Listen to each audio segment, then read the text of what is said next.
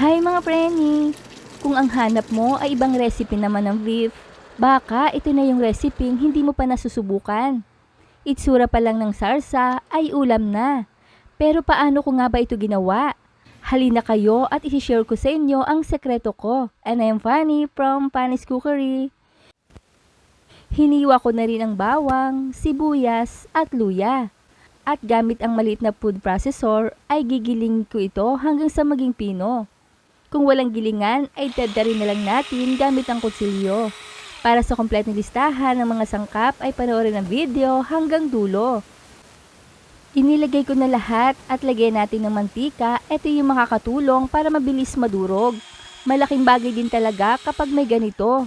Mabilis ang proseso. Ayan, ayos na to. Ito ang gamit kong beef. Medyo pinatigas ko ito para maganda ang way ng paghiwa ko. At isa pa, ang ganitong parte ng karne ng baka ay mabilis lumambot. Kaya maganda itong gamitin sa reseping ito. At sa pinainit na kawali ay maglagay ng cooking oil. At kapag mainit na, ay ilagay ang mixed spices na giniling natin. Saute until fragrant. At lagyan natin ng curry powder. Lahatin ko na to. About 1.5 tablespoon ito at saute natin for 1 minute. Lagyan ng chili powder. Saute for a seconds. Then add a bit of water to prevent burning. At maaari na nating ilagay ang sliced beef. Maganda yung ganitong pahilis na paghiwa para mas manipis kaysa sa pa-cube. Stir fry lang natin until brown. Saka lalagyan ng 2 cups of hot or tap water. Yung tamang kapantay lang ng karne. And for added aroma and taste ay gagamit tayo ng beef cube, isa lang. Ilibog lang natin dyan para malusaw. Lagyan din ng bay leaves. Haluin muna bago takpan at isimmer natin ng 40 minuto. Haluin pa minsan-minsan para pantay ang pagkakaluto. Set over low heat. Ayan. At 40 minutes later ay nag-reduce na rin ang ating water. Lagyan natin ng turmeric powder about 1 teaspoon. Haluin para kumalat.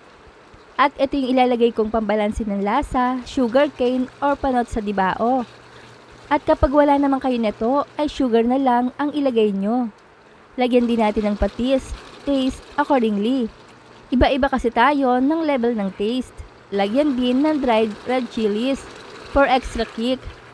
4 na niyog ang pinapiga ko para sa pure coconut cream. Pinalamig ko na to.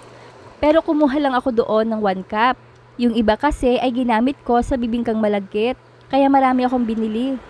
Let it simmer for about 15 minutes without cover, or until the sauce thickens. Pwede nyo pa itong igahin ha, pero dito sa bahay ay mas gusto may sabaw pa. Kaya ayos na to sa akin.